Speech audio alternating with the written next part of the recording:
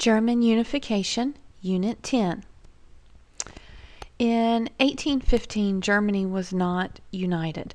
Napoleon's invasions had left some German people living in areas that were controlled by France, and leaders at the Congress of Vienna refused to build a united German nation, including Mr. Metternich of Austria, who's pictured at right here. He thought it was just too difficult to get all the different German states united into one country. So instead, as a result of the Congress of Vienna, the German Confederation was formed. It was 39 states that were very loosely organized, and the Confederation was led not by a German state, but by Austria, which happened to be the country where Mr. Metternich was from. What reasons were there to unify the German states? Well, they had a common ethnicity. They were all Germanic people in terms of origin. Prussia, one of the German states, had a powerful military, and they spoke a common language with a common history and culture. So, over time, the Zollverein, or economic union, was created, and this eliminated trade barriers between the German states and allowed them to begin working together and thinking of themselves as a single unit rather than these 39 independent units. Who could lead German unification? Unification really comes down to two people, Wilhelm I, who's pictured at left here, and Otto von Bismarck, who's in the picture on the right. They wanted to increase the strength of the military. They wanted to pursue aggressive foreign policy, and they dealt with other countries on the basis of an idea called realpolitik, which means that they were using a tough, realistic approach in dealing with other nations, and their relations with other nations were based on the need of the state or the government, not on any sort of idealistic goals. Both of these men were Prussian, and Bismarck said two things that really reveal his personality and his approach. He said it is the destiny of the weak to be devoured by the strong. And then he gives a very famous speech, and he says, not by speeches and votes of the majority are the great questions of the time decided, but by iron and blood.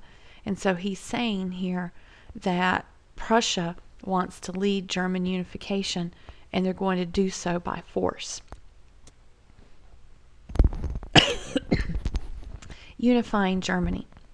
Bismarck ruled without support of Parliament and without a legal budget.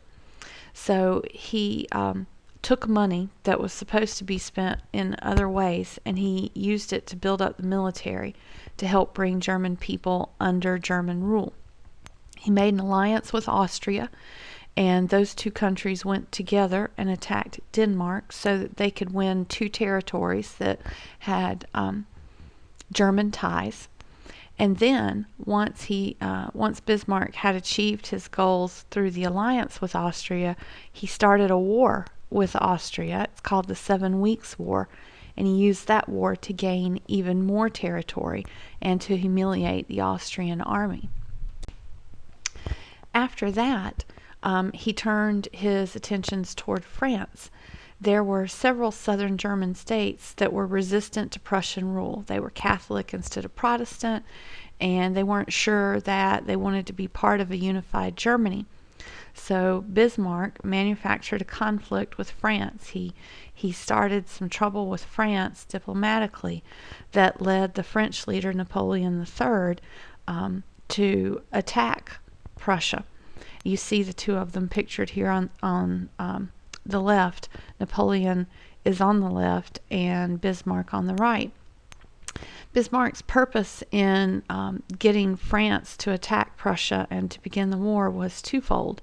He wanted to take French territory and humiliate the French government, but he also wanted the southern German states to be fearful and think that they needed Prussian protection so that they wouldn't be taken over by France. The Prussian army invaded France and defeated them in the course of this Franco-Prussian War. So what were the outcomes of the Franco-Prussian War? Napoleon III was taken prisoner, and the Palace of Versailles was captured. King Wilhelm I was crowned Kaiser, which is a term that means emperor. In the picture at the right, the picture is actually at the Palace of Versailles, and King Wilhelm is being crowned here.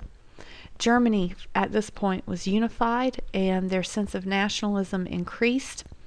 This German government became known as the Second Reich, and a new constitution was written which created a legislature, but the real power in Germany remained in the hands of the Kaiser, in this case Wilhelm, and his chancellor Otto von Bismarck. That's the story of how Germany was unified. If you need to rewind or rewatch any part of the video, please feel free to. Thanks for listening.